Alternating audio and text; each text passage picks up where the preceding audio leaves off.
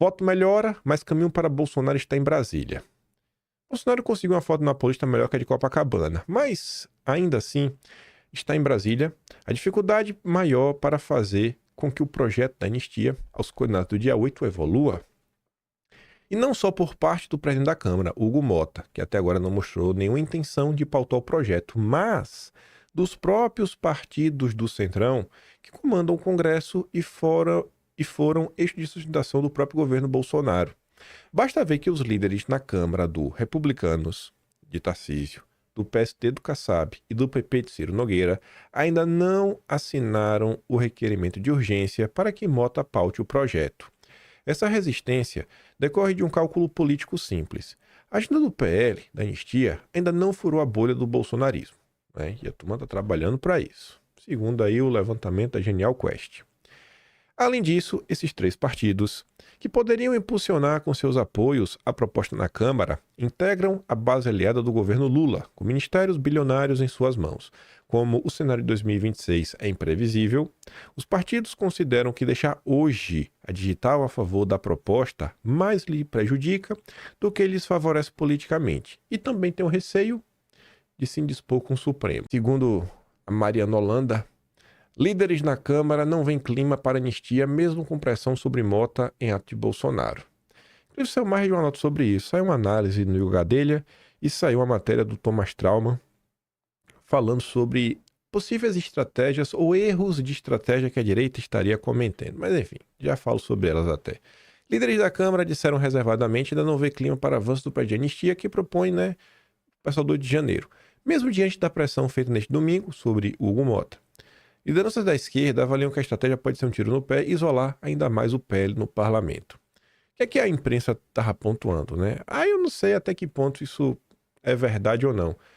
A nota da Veja do Thomas Trauman, que foi ex-assessor do Palocci, ex-porta-voz da Dilma, ela é até mais curiosa do que a do Gadelha. A do Gadelha fala o seguinte, que ele faz um comparativo com essa situação com o PL do Meu Corpo, Minhas Regras. Falando que muitas vezes você colocar o dedo na cara e meio que na ameaça, na pressão, você afugenta mais do que traz para perto. Falando o seguinte, cara, você tem que ter meio que um policial bom, policial mau. O Silas Malafaia trouxe para si as críticas, para meio que até poupar a classe política, não indispor com o Mota, sim. Mas a classe política também fazendo algumas movimentações. O Gadelha fala, o Sóstenes, ele poderia... até o momento ele não tem as assinaturas para pautar o requerimento de urgência, nem no atacado, que seria a assinatura dos líderes, nem no varejo. O Sóstenes até já atualizou ontem os deputados que já assinaram. Então não tem nem no atacado nem no varejo. Então, se não tem assinaturas, para quem vai tentar entrar com um pacote de obstrução agora? Obstruir para quê? Você não pode nem pautar, porque não tem o número para pautar o requerimento de urgência. Aí eles vão nessa questão e falam também, que às vezes seria mais vantajoso tentar fazer uma pressão meio que positiva. Falar, Hugo Mota, seja o herói que o Brasil precisa neste momento de muita, muito caos, muita instabilidade política. Mas, ao mesmo tempo, você conseguir engajar a massa, as pessoas nesse discurso, bonzinho, você, pelo amor de Deus, escute as nossas preces. É difícil engajar as pessoas assim. O ser humano não funciona dessa forma. E o Thomas Trauman, ele leva para outra linha falando que, no presente momento, a figura do Nicolas traz mais resultados e frutos para a direita do que a do Malafaia. Porque o que ele fala é o seguinte, o discurso do Malafaia dura, etc, tudo mais, tá aí, colocou, vamos botar que teve 1 milhão de pessoas na rua, tá? Botou 1 milhão de pessoas na rua, etc, tudo mais. Nicolas fez um vídeo aí sobre anistia, que acho que nas primeiras 24 horas bateu 20 milhões de visualizações. E acho que já passou de 50 milhões de visualizações no Instagram. E o Thomas Trauman fala que a possibilidade desse vídeo do Nicolas furar a bolha e falar com mais pessoas e trazer mais pessoas para perto, acaba sendo maior do que o posicionamento do Malafaia. Eu acho que é nem tudo nem tão pouco, eu acho que ambos se completam. O Malafaia fica aí meio que mal na fita, mas também não é político, não tem nenhum problema, dá uma poupada aí na classe política, a classe política tenta costurar por algum lado. Enfim, independente disso, por mais que a imprensa também coloque, da falta de habilidade da direita em avançar com as pautas, tem coisas no Brasil que, se o país realmente quisesse resolver as coisas, acho que as pessoas não deveriam ficar se preocupando com estética, sabe? É tipo, sei lá, criança pequena, né? Criança pequena errou, tu vai esperar algum posicionamento, né? Extremamente nobre, maduro de uma criança de 3, 4, 5 anos. Não, tu espera que ela vai fazer alguma doidice. Sabe, se tu for esperar, tu for esperar a pessoa, né? Ter consciência que fez algo errado, às vezes tu vai deixar de falar com as pessoas pro resto das vidas. E aí, e acho que isso é curioso, a mesma imprensa que trata o Centrão como um problema, quando o Centrão não quer avançar com a agenda do Lula, aí o Centrão não presta.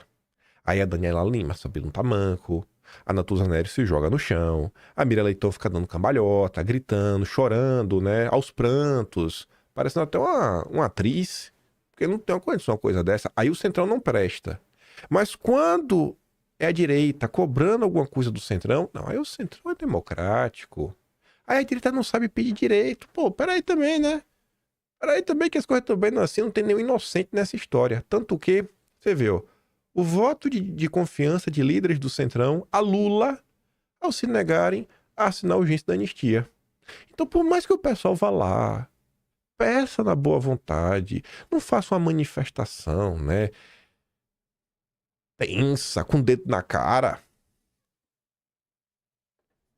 A turma do Centrão, né, faz um aceno a um pedido carinhoso do Lula, que tem aí na mão cargos, reforma ministerial, emendas.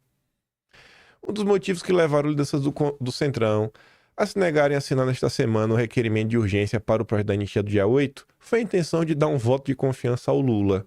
De acordo com relatos feitos à coluna do Estadão, os deputados voltaram da viagem ao Japão e ao Vietnã com a impressão de que o petista está mais disposto a fazer política.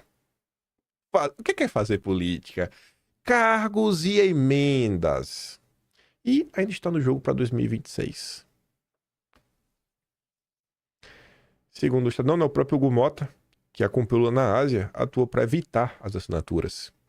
Na avaliação de líderes ouvidos pela coluna, o avanço da proposta dos bolsonaristas travaria a agenda do governista, principalmente a ampliação da faixa de isenção do imposto de renda, que é a prioridade absoluta para o Lula, para o Planalto, né, tentar recuperar sua popularidade. Isso porque ficaria mais difícil negociar o imposto de renda com as atenções concentradas na anistia, inclusive por parte do governo para tentar barrar a medida. Com os partidos de centro-direita divididos sobre o apoio à anistia, aos condenados, né, enfim, a assinatura de líderes para levar o texto diretamente ao plenário carimbaria a digital do Centrão no projeto, encorajaria mais deputados a endossar o perdão e deixaria Hugo Mota sem alternativa a não ser pautar o pedido. Por isso, as lideranças das siglas resolveram colocar um freio na pressão do PL, que ameaçou obstruir votações no plenário, mas acabou cedendo em pautas como o PL da reciprocidade.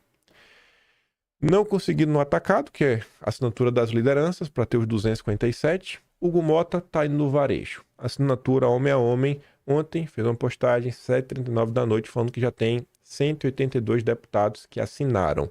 Ou seja, faltam exatamente 75 assinaturas para pautarmos a anistia no plenário.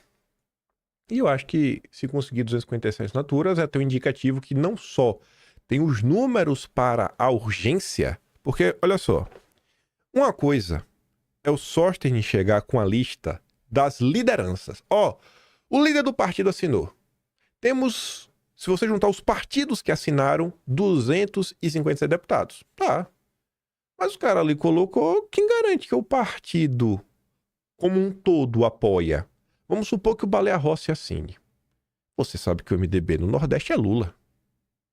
Então não dá pra contar com todos os votos do MDB. PP idem, republicano, o Centrão idem. O Centrão no Nordeste normalmente é Lula. Mas para os outros normalmente é mais à direita. Agora, quando você tem uma lista assinada pelos deputados, a pressão é até maior, porque fala, irmão, só, não é que eu tô com a lista que vai para plenário, pode passar ou não. A gente tá aqui com a lista que... Eu acho que o cara que colocou o nome aqui, ele tá disposto a votar sim. Então assim, o projeto só não passa se não quiser, Hugo Mota. A maioria do parlamento, né, a maioria da Câmara, acha que esse projeto deveria ser aprovado. Vamos ver aí como é que vai ser o desenrolar das próximas horas. Se o Sóstenes conseguir, né, 257 assinaturas, se ele conseguir mais do que esse, conseguir 270, 280, 308 é um número forte, né? Um número para passar uma PEC. Realmente aí ia ser notícia, né? Desejo aí toda a sorte ao Sóstenes, aos deputados e, enfim, ele vai estar comentando, né? Então, às vezes tem algum deputado do seu estado, lembra, chega com um jeitinho, fala, ô, deputado, pô, assina lá, velho, a gente tá aqui, ajuda a gente nessa, tá vindo a eleição, né? Queremos com certeza votar em deputados que são favoráveis a essa coisa, acompanha o trabalho do senhor, sabe? Já votei no senhor, finge que votou nele, vai lá, cobra com jeitinho. Você vê que o clima, por mais que a pesquisa fale que a maior parte dos brasileiros não é favorável à anistia ou não acompanha o tema, mas dia após dia, vão surgindo novas notícias como essa que mostram que o tema começa a sair da bolha bolsonarista. E começa a mostrar que precisa minimamente, nem que seja de um recuo tático, porque o clima tá piorando muito. Tu acha que o Chico Alencar do PSOL iria falar isso daqui se o tema já não tivesse gerando desgaste no país inteiro? Chico Alencar do PSOL diz: 14 anos de prisão, a mulher do batom é exagero. Pro Chico Alencar, ele não acha que tem que ter anistia. Tá ali, ó, sem anistia. Mas com justa dosimetria, né, calcula a pena, defendeu ele, né, em debate promovido pela Coluna. É continuar com a pressão, é continuar falando com as pessoas, mostrando exemplos, uma boa, convertendo, um a um, homem a homem, do jeitinho que vocês fazem. Aí o filho de Cruz Credo, o amigo de vocês aí, o Guilherme Amado, é uma ofensa, né, falar que o Guilherme Amado é amigo de vocês. Fica até nervoso. O cara falasse que é meu amigo, eu ficava nervoso. Olha o que ele diz aqui sobre o projeto da anistia. Vai ter anistia? Olha, o governo acha que sim, que a oposição tem os votos necessários para aprovar a urgência da votação na Câmara e depois aprovar o tema. O timing disso é diferente, porque aí você tem que ver os parlamentares do Centrão que não necessariamente querem votar esse tema agora, enquanto não está claro quem é o favorito para a eleição do ano que vem, se o Lula ou algum candidato da direita. Mas, se for aprovado na Câmara, significa que o Bolsonaro vai ser anistiado? Não necessariamente.